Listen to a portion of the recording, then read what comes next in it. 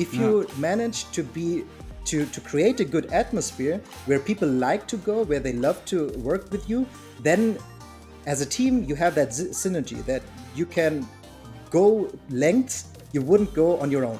This episode is brought to you by WHU, the Otto Beisheim School of Management. WHU is reshaping the way students learn about business, management, finance, and entrepreneurship through its innovative programs and partnerships in Germany and across the globe. To learn more about this globally ranked university, visit whu.edu today.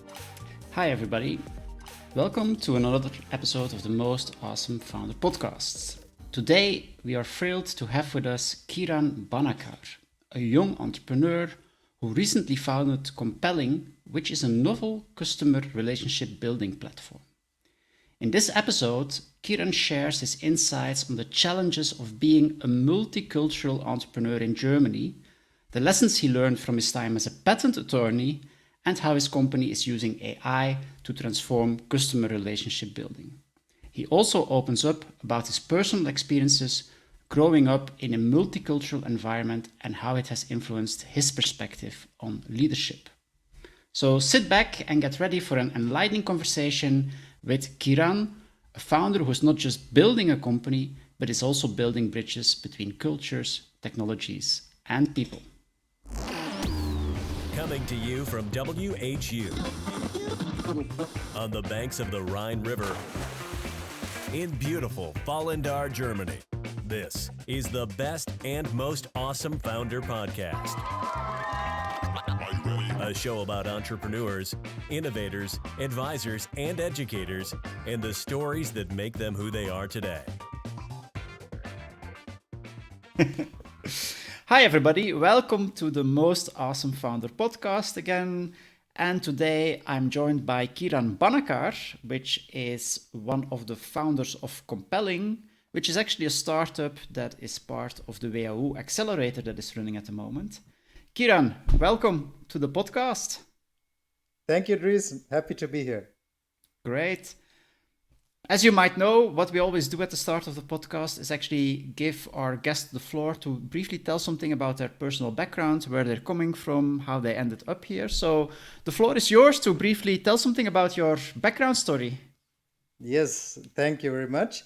Well, I'm Kiran. I have been born in Germany and I've been raised in two cultures. My parents immigrated to Germany 50 years ago from India. Okay. But I've been born and raised in Germany, in Berlin. And yeah, basically, it was quite a challenge in the beginning when I grew up because we started. The first people I got to know in my life were Indian people, and we were living in the Indian community. But slowly, as you Okay. grow older, you go to the local community, the German one, and managing those two cultures was always a pretty difficult thing. So that was actually also what the main topic of my childhood was, managing two identities to get into touch with both identities at the same time. Yeah, and that sounds like a challenging exercise, of course. And how did that affect your childhood? Was it that you saw that as a kind of enrichment? Oh, I'm part of these two cultures and I can benefit from both of them, or was it really a struggle where you had to fight with some issues? Yes, exactly. Yeah, as you just said, it was a struggle on the one hand. On the other hand, I also knew that at some day it will give me a better perspective on life because I knew that there's always another perspective. Just being aware of that there might be another perspective is also opening my mind up very, very much. But in the beginning, when I was a child, it was pretty difficult. And there's a Okay. at one time in my life, I realized that one of the biggest challenges I had to learn when I was a child was learning the difference of no in different cultures. Because the word no, and I suppose that this is one of the biggest advantages in Germany, is that no is simply the opposite of yes. It's nothing else. And in India and in other a little bit conservative cultures, no is also a bit of an insult, an offense, Yeah. disrespect. So the thing is, in India, rather than saying no, you say yes, but you don't really mean it. And Yeah. if you're used that you're in Germany, then it might be a little bit awkward when communicating. And that is one Yeah. of the first things I found out. That's why I had a pretty tough time making friends when I was young, because those German kids, they always said, just talked openly and freely about now. And I was feeling really, I was really hurt. And they were Yeah. thinking, why is he hurt? He's a diva. What is he doing? What's happening? And managing all those different communication styles was pretty tough on me. Yeah, that's it. Actually, because I'm coming from Belgium, even there, you see already this difference. So indeed, in Germany, no is no, yes is yes. We in Belgium, Yeah, we are a bit more southern oriented. Even there already, a yes doesn't always mean a real yes, like the exactly. Germans would Yeah, expect. Yeah, so yeah, I can that's right. understand what you mean there. Okay, but Yeah. so that was your childhood, and so not always an easy way to navigate these two different cultures. In the Yes. end, you went to RWTH Aachen, the Yeah. engineering school. Can you tell a bit more about what you studied there? Yes, exactly. I after graduating from school, I went to Aachen and started my studies with industrial engineering with a focus on material sciences, which is basically just business combined with engineering. And it was a pretty tough school. I mean, I don't have to elaborate too much on that one. It puts students through a lot of workload, a lot of Uh, pressure for sure because of exams and everything. Um, and since we always have the pressure of trying to rush through, you also need to manage everything pretty good. And what I learned at that time, I actually struggled with that experience as well. But in the end, at one point, I decided to myself that I have the choice between rushing through or taking my time and having fun while rushing through. So, okay. and I knew that if I have fun while I'm working, then the quality of my work will be much better. So, in the end, what happened was I, compared to my peers, took 1 or 2 years longer. But in the Okay. end, I'm the only one who said, okay, I think my time in Aachen was pretty good, pretty nice. I like the city. I like this. I stayed there over the weekends, but some of my friends, when they had the chance to get out of Aachen, they were immediately gone. That's Okay. yeah, that is Yeah, Aachen. okay. But great experience. I learned a lot about myself, and yeah, on the one hand academically, on the other hand personally, because I knew I can manage stress, I can go through hard times, and I can be disciplined. That is one great things I learned over there. Okay, great. And so, of course, I checked your LinkedIn profile where you can see a bit how you evolved over time. And then I saw that after you finished your studies at RWTH Aachen, you Yes. became what is called a patent attorney candidate. Yeah. And I was Yeah. quite intrigued by that. Like, what is a Yeah. Yeah. guy Yeah. studying hardcore engineering Yeah. subsequently doing as a patent attorney candidate? Can you explain a bit Exactly. more what Yeah, that for actually sure. is and why you made that choice? Yeah. What that is, a patent attorney is someone who protects IP.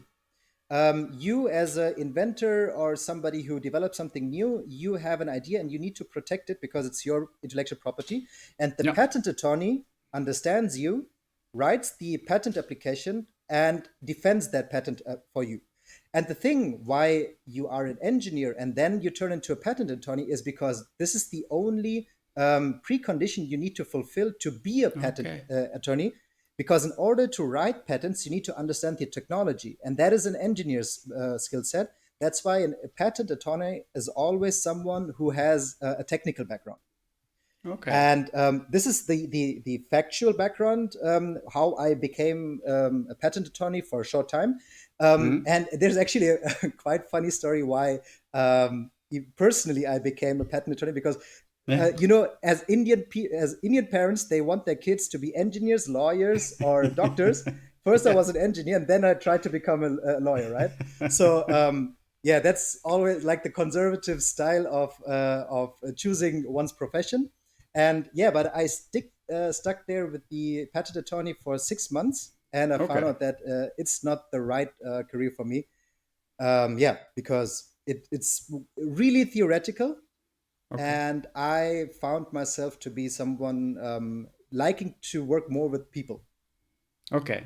Yeah. Yeah, So it was screening a lot of documents, exactly. Yeah, analyzing whether the yeah, novelty of the patent claim was really as novel exactly, as the people claimed. Yeah. So quite, exactly, to be honest, bureaucratic work. exactly. Yeah. Yeah, Okay. Yeah. yeah. And And on and the so other hand, then, yeah. Go ahead. sorry. Yeah, and on the other hand, on the one, there's another personal story to that one that I can share as well.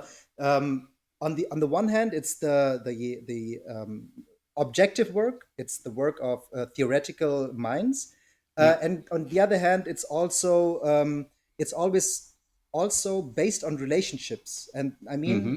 as a patent attorney, the way you learn is you shadow your boss.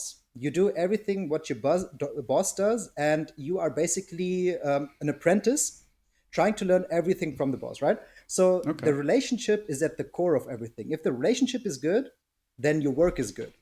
Mm. And I didn't have that much of a great relationship with my Okay. boss, which is also why how I made actually learned some quite interesting lessons about leadership. Because what I found is I consider myself to be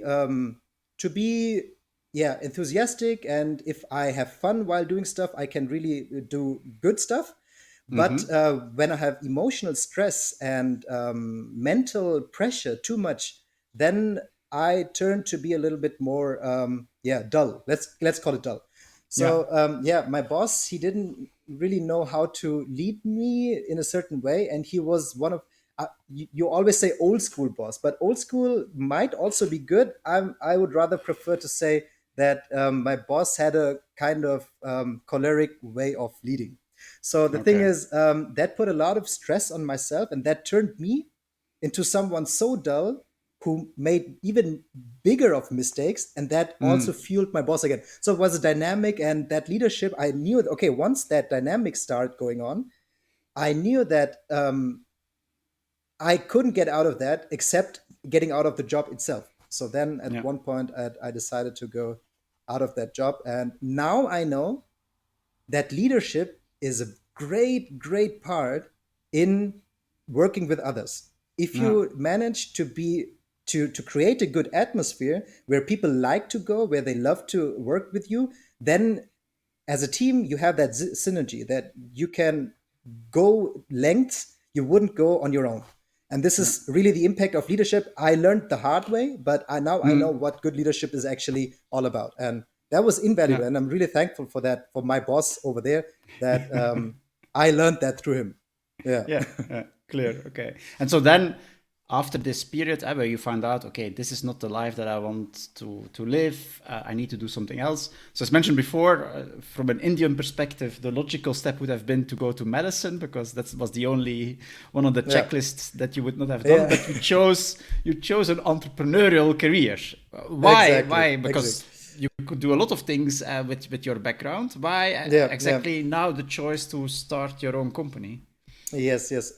The choice to start my own company was actually born out of an own need because as a child, since I had struggles to find friends and everything, I immersed myself really deeply into books, reading, and Okay. books were my best friends.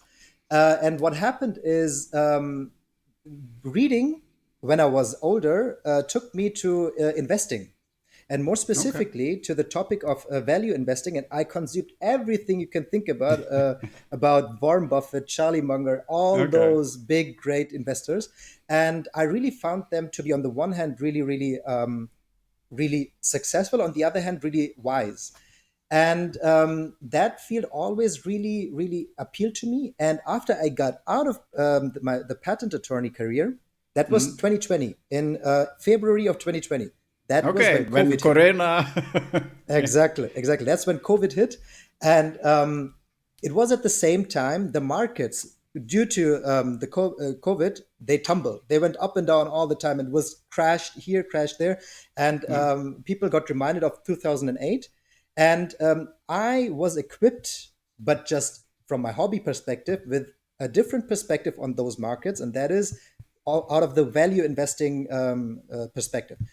Yeah. And there's one really wise mindset all those investors say, and that is you have to be aggressive when everybody's fearful, and you have to be fearful when everybody's aggressive. At that Mm. point, everybody was fearful. So I thought, okay, I should be aggressive. I'll take the jump to go into investment first. That was the Yeah. first thing. So I prepared myself. I went online. I started analyzing companies, reading their balance sheets. And then I found out, all right, when I'm doing research, I lose the red thread all the time. I can't really manage information really good. It's so inefficient. That made me think about how can I structure information? And then I found out, okay, to structure information, you have to have a red thread. That red thread has to be linear, it has to be intuitive, and it has to be ever present. And there's just one red thread that fulfills all of those three requirements, and that is time. If you take time as a red thread, you can sort and order every information based on the timeline. Yeah. And then I thought, all right, there is no search engine that takes information and sorts them on a timeline. And this is when I thought, okay, this is what I should do. And that was the leap into entrepreneurship for me, because at that point, 3 years ago, machine learning really got much attention, and Yeah. it was possible to read text and extract events. And my idea was read text algorithmically, extract events, and then sort them on the time and put them on the timeline. So in the end, what I tried to do was, if you would enter your name into our search engine, we would depict all events that happened in your life on a timeline, and then backed by sources. This Okay. is how it started, and yeah, that was the first of many product versions and company versions that then came to be what it's now. Okay. Yeah. So then let's actually talk a bit about what you're developing now. So Yeah. you started, at least according to LinkedIn, end of last year, compelling, and Yes. so LinkedIn is saying it's a customer relationship building platform. Yes. That sounds Exactly. very fancy, but also very abstract. So Yeah. can you explain a bit more what we For need sure. to understand with that? Yes. All right. Now, there's actually a pretty simple way to understand it. It is, Okay. everybody knows what a CRM is, right? A CRM Yes. is a customer relationship management platform. But the thing is, before you manage a relationship, you need to build it before, right? So that's why we are building the world's first CRB platform for customer relationship building. That means we start at zero, you don't even know who your next account is, and we end at CRM. Okay. That means that this is the work what actually SDRs do. They turn over every little stone on the internet to find that company that might have the problems you are solving, contact them, organize the first call, and then it goes into the real sales process. So this Yeah. part in the beginning is customer relationship building. It's preparing and initiating relationships. And this is actually something that salespeople, let me phrase it another way. This part is not the part why salespeople end up in sales in the first place, because Yeah. everybody that goes into sales chooses sales because of the human side of it. Everybody wants to talk with people, to have their day filled with coffee dates, with calls, and basically building relationships in a real way.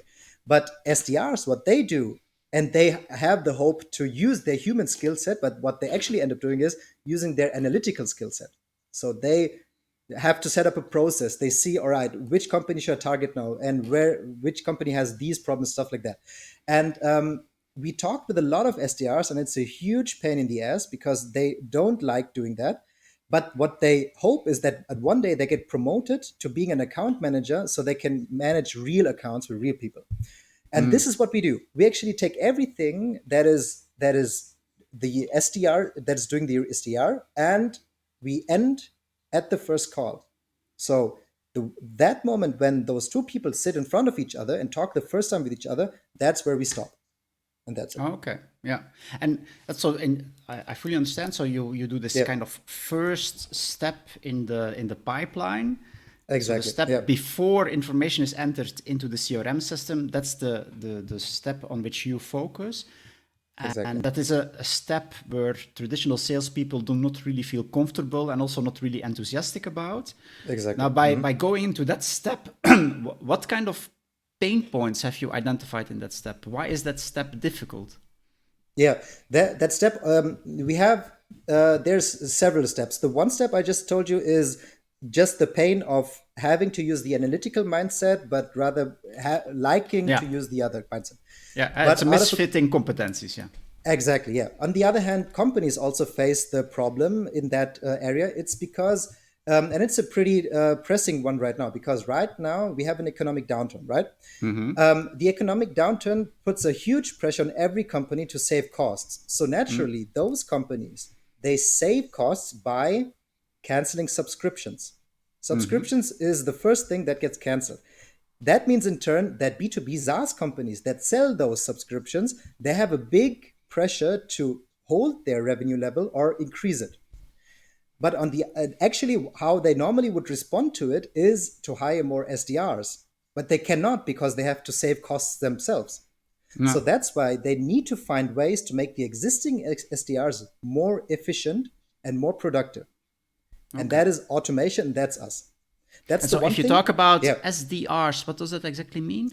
exactly. SDR is a sales development representative, Okay. and it's an entry job into sales, and it's basically the one who's preparing everything for the account manager.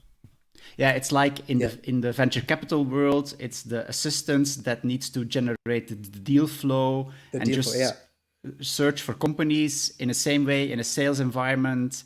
This SDR person would be the person that just has to kind of cold call and just find exactly. leads Yeah. that can be put in the CRM system. Not yeah. Okay. Yes, exactly. And if you I don't know if you have ever done cold calling or cold emailing, but anybody I talk to, they say, I don't like that job. It's pretty awful. Yeah. Yeah. And so, in the end, your purpose is then to kind of using data analytics to make that process more efficient, as I understand, no? Exactly. Yeah. Okay. The way you can imagine how our product works is as follows. In the beginning, when there's nothing there, we start with you, with the user of our platform. We ask you, what is your value proposition? What problems can you solve? And we basically try to learn more about you. Out of these questions and answers you provide us, we build a perspective. Let's call it, if you take the WHU as an institution, Yeah. we build a perspective that's based on WHU. And then we let our research engine loose that goes into the internet and that turns over every stone and sees, all right, where is someone who has the problem that Dries and his institution can solve? Yeah. Then we contact that person with a researched email, because we also do background research. We build a compelling, that's why the name, we build a compelling story around it, send the message out, and as quickly as possible try to get to the first call. Okay. And then after the first call is done, we are done, and we tell you, all right, Dries, tomorrow at 3 o'clock, you have an appointment online with XYZ. This is what we wrote so far. This is some background information, and these are possible talking points. Have fun. Okay. Okay. So it's much more than just generating emails that people could contact or telephone Exactly. numbers. Yeah. You go way further. You really kind of prepare the full kind of backlog so that Yes. I can just pick up the phone and start talking with potential Exactly. customers. Not? Yeah. Okay. And on the other hand, those customers on the other side, they have already heard of you and they're already interested, because Yeah. the initial contact we already provided. So they know that you can help them and they're open to your messaging. And then you can talk with them. And on the one hand, this whole thing, and on the other, everything, or the whole process generates data, and this data we clean up, we package, and we update that in your CRM. So it's basically integrating into the CRM and telling, all right, this is everything, and this is what you should know, and now we're good. Yeah, okay. And so you're talking now a lot about automation. So I actually Yes. assume that machine learning is an important part of that. Yeah, Or do you exactly. have a different approach? Okay. Yeah, no, actually, machine learning taken to the other level, AI. We are using AI as well. It's not the core, but it's an integral element to our product. The core of our product is the research technology we actually developed before in our previous venture in Sequence, the one I Okay. was talking about. Yeah. And we take that research technology, combine it with AI, and then that together makes our whole research engine. So when we ask you about your value propositions, the information you provide and everything, and what we make out of that, and any and all small elements, there's one prompt to an AI saying, okay, now evaluate this and give it back, and then we can proceed and stuff like that. So it's not the core, but it's a good key ingredient to our system. Yeah. And of course, we all know AI is now rapidly evolving with this whole generative AI. And I actually have the feeling, at least based on my experience, that there are a lot of tools now emerging that can actually be very valuable for you. If you say, like, we prepare emails for the people, we prepare kind of upfront messages, I'm immediately thinking, whoa, this is all kind of stuff that you can automate with text generative AI. Is that also the kind of direction in which you're going at the moment? Yes, exactly. Or I'm overestimating the potential here? No, for sure. That's exactly the right thing. In the beginning, we started actually just with the core email generation, which is the most common use case for AI. But then through the next iterations, customer interviews, and talking with those actual users who have the pain points, we found out, okay, that email is not it's not the core. It's a bigger picture we need to solve here. And that's how we integrated this whole AI thing into our process, because since we start at zero, you don't know even who your customer is, and then that CRM, it's a big and huge process we are covering. And to cover that in an efficient way, AI can do a lot of good for us. And this is where we integrate everything and try to be pinpoint. And it's basically, because if you frame it in another way, AI is actually a digital human being able to accomplish human tasks if you explain it very well. And if you take that analogy and use it on sales, it's basically a digital SDR that if you instruct well, can really be of a great value for you. Okay, clear. Yeah, very interesting. Yes. Maybe I want to go briefly a bit broader, because we started the conversation with you talking about I have been grown up in this kind of dual cultural environment. Having an Indian family, Indian friends, but also, of course, being embedded in a German context. Of course, now you have quite recently started to become an entrepreneur. Like a lot of people listening to this podcast, we have a lot of kind of young entrepreneurs listening to the podcast. Also, a lot of them with an international background. And actually, at WHU, when I talk with international students, they actually often indicate that it's quite tough to be a multicultural entrepreneur in Germany, that it's not always straightforward. What is your experience? Do you also sometimes feel like this is a kind of additional obstacle that I face as somebody with a multicultural background? And how do you deal with that? Can you reflect a bit about that? Yes. Now, let me set the ground first. Being an entrepreneur in Germany itself is not as easy as it might be, say, in the US. Because in Germany, the people, what I found generally, they are really interested, supportive, but themselves would not basically choose to be an entrepreneur. The standard choice in Germany, in my generation, is going for the normal corporate career way. And that is then exacerbated because if I have a ethnical different background, because then if they didn't take you seriously before because you're an entrepreneur, then you have more challenges being taken seriously, because now you also look different.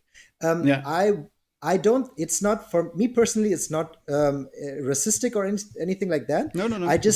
I think personally, it is just a burden of communication, because what I found is if I don't have the chance to talk with these people, then their image will be stuck. But once I open my mouth and proactively approach them, then those people, they are really, really friendly, really open, and they want to learn more, but before they couldn't learn more.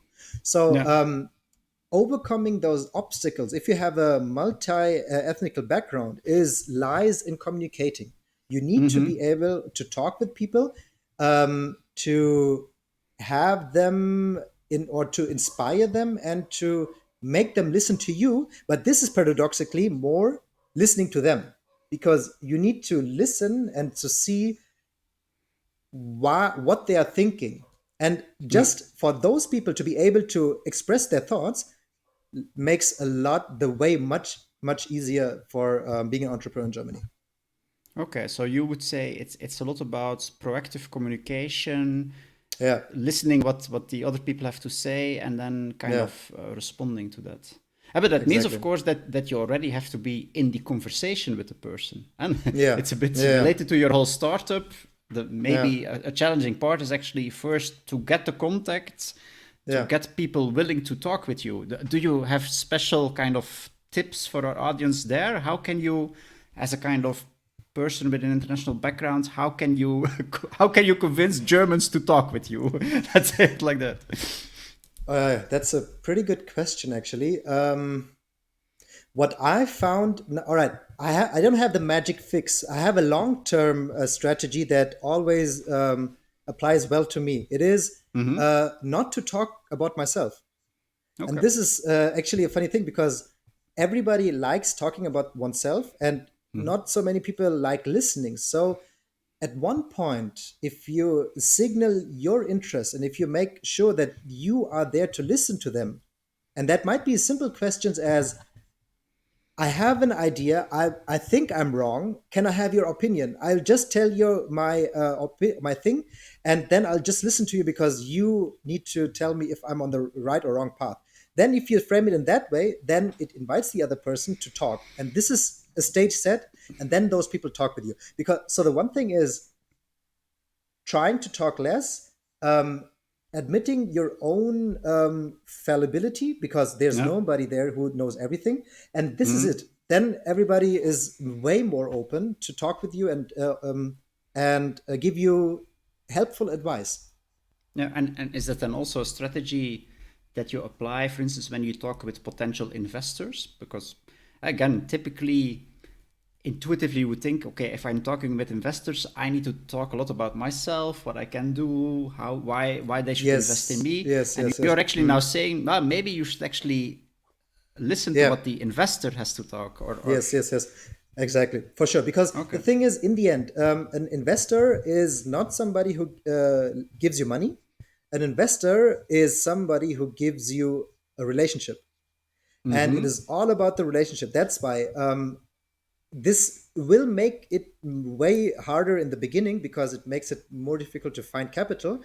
But in the end, it makes it way more easier if you find the right capital, because once you have those investors on board, you need to be able to communicate with them and talk with them. That's why in the beginning, in the first place, you need to filter out and see which investor might be a good fit, which investor is someone I like working with and somebody I may not like working with. Or even on the other hand, you can also ask the question yourself, is that investor on the other side, can I provide her the value she is expecting from me? If yes, great. If no, then tell that and say, my opportunity is not as big as you need it to be. That's why I think it's better we don't waste each other's time. Because on the one hand, if you take a step back, in entrepreneurship, it's not about making one venture successful. It's about making as many ventures successful as possible. So what the investor on the other hand knows, okay, it might not be a fit right now, but maybe in the future.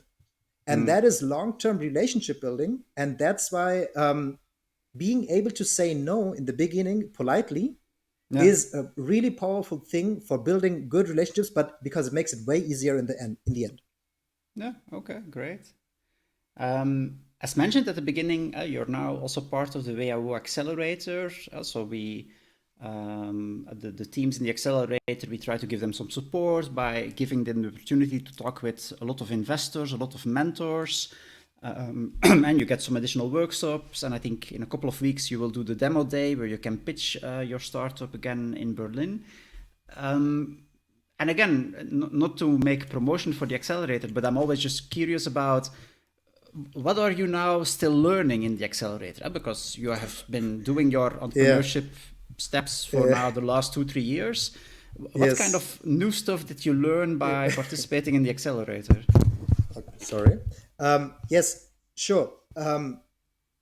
I have to be honest with you. The accelerator did what it promised. It made us way faster than we could ever have been on our own. Because the way the accelerator is designed gives you time to breathe, but after you are breathless. So that means um, in the beginning, after the first week, I took my co-founder aside. I said, "All right, let's go hiking. I need a deep talk with you." And then we went hiking on a 5 hours hike, and I was like, "Jonas, to be honest, I'm not sure if this makes sense. I'm really, Okay. I'm devastated because 40 people, really, really high profile people, they took us, they really dissected everything and provided so much valuable insight that in the end, we were like, man, what do I know?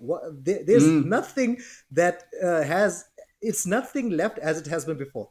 But what happened afterwards was after you grapple your mind around everything, after you follow up, after you read again your notes and you talk with each other, slowly the next steps emerge. And that's why before the accelerator, we were a simple email generation tool.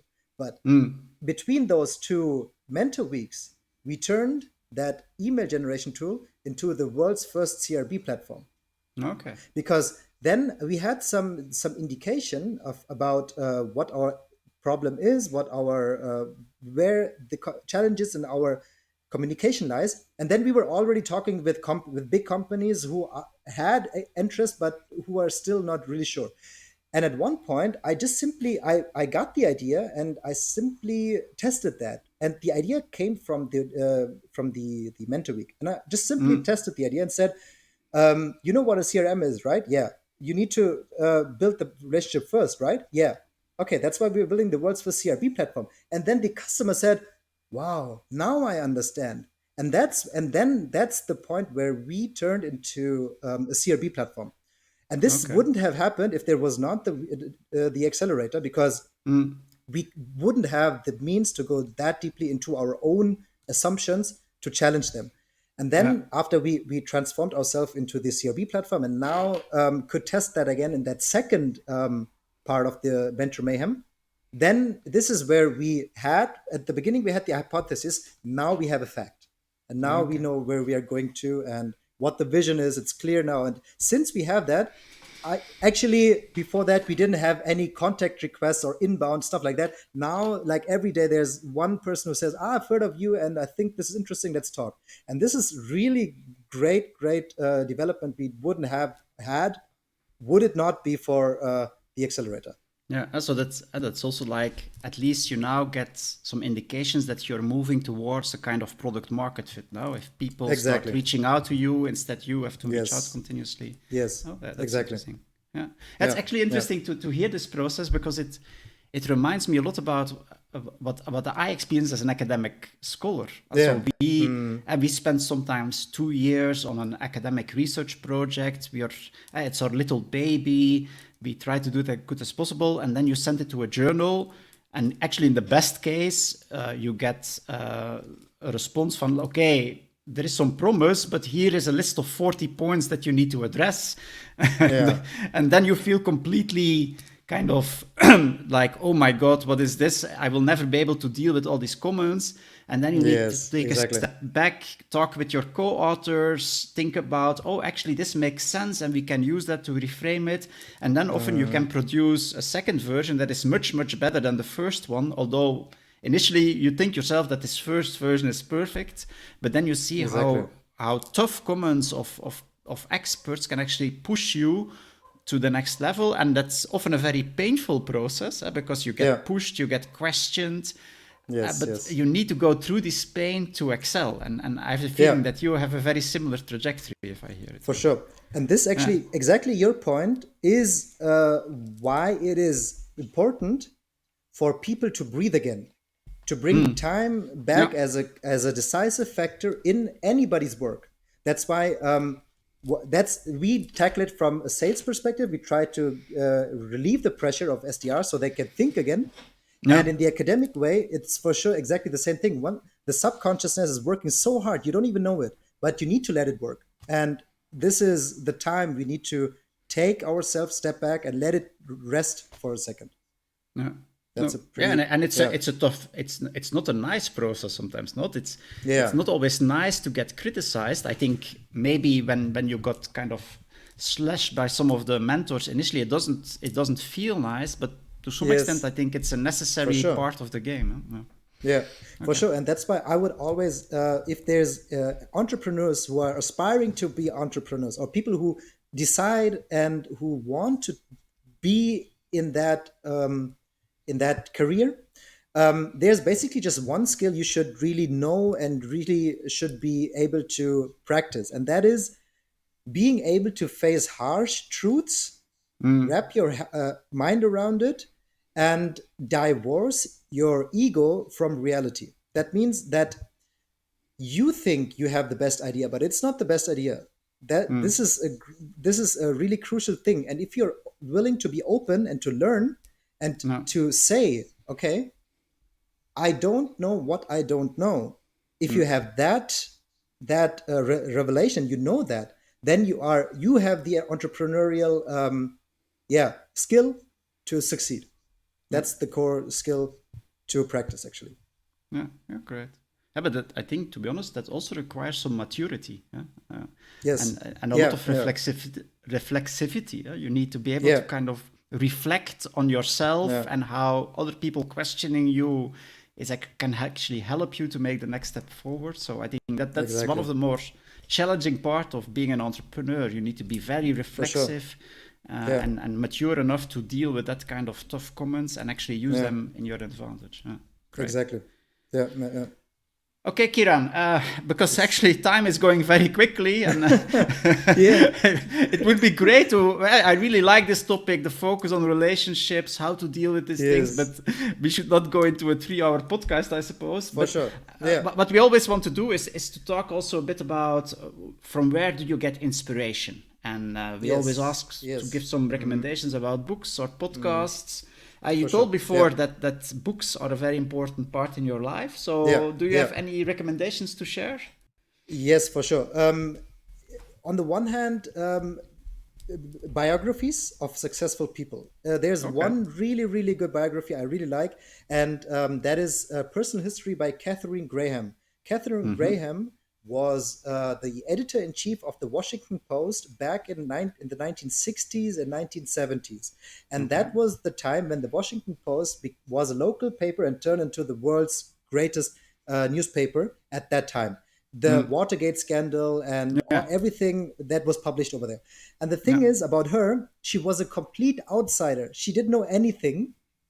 And when she came in, she left her mind open. She was willing to learn. What I was just telling you, she was willing to learn. And one of her great mentors she worked with was actually Warren Buffett. And she transformed as a newbie, as someone who was a full-time wife in her first life. She inherited the Washington Post from her father, and then she turned that into be the powerhouse of journalism back then. And this story is so inspirational because it shows you that you can be a normal person. If you are willing to learn, you can do almost anything. And this is a really good illustration, that history. That's a great book to read. And the other thing I really like doing is listening to podcasts as well. I've listened to some episodes of this podcast for sure. And there's another one which is really, really inspirational, and that's called How I Built This by Guy Raz. That is a really, really nice podcast because you listen to billionaires, to really, really, really successful people that are actually crying on that podcast because they get so emotional. So you realize those they are humans. They are just like you and me. And being able to listen to their stories from their perspective or point of view gave me the power to subsist for such a long time. And I would highly recommend listening to that podcast and that biography and learn. Learning is the key to everything. Yeah. No, and I can only agree with you about How I Built This. I think it's indeed for entrepreneurs one of the best podcasts to listen to. Yes. Because you hear very fascinating stories which maybe it's not about how to become a successful entrepreneur in 1 year. It's not the practical advice, but you hear the stories about how people often struggled, faced the most incredible setbacks, and still were able to overcome them. And it's always a very kind of open talk that Guy Raz tends to have with his guests. So I also really like it. That's true. Yeah, it's amazing, really. Great. Okay, Kiran, thanks a lot for this conversation. I really liked it. I really liked your openness, and I like that we could talk about how you're dealing with these different cultures, the importance of relationships. I think that's also really valuable for our listeners. So thanks a lot for that, for your willingness to share that. Yeah, thank you very much, Dries, and thanks for having me. It was a pleasure talking with you, and happy to hear from you, help you, and help the community. If anybody wants to reach out, please reach out. Perfect. And of course, good luck with the next steps, also after the accelerator. Thank you. We always try to support these teams as much as possible, and it's always nice to see what happens in the next steps. Yeah. Okay, then, Kiran, again, thanks for being here, and to our audience, thanks for listening to this podcast. I hope you also enjoyed it, and we look forward to have you again as a listener on our next episodes. Bye. Thank you very much. Bye-bye.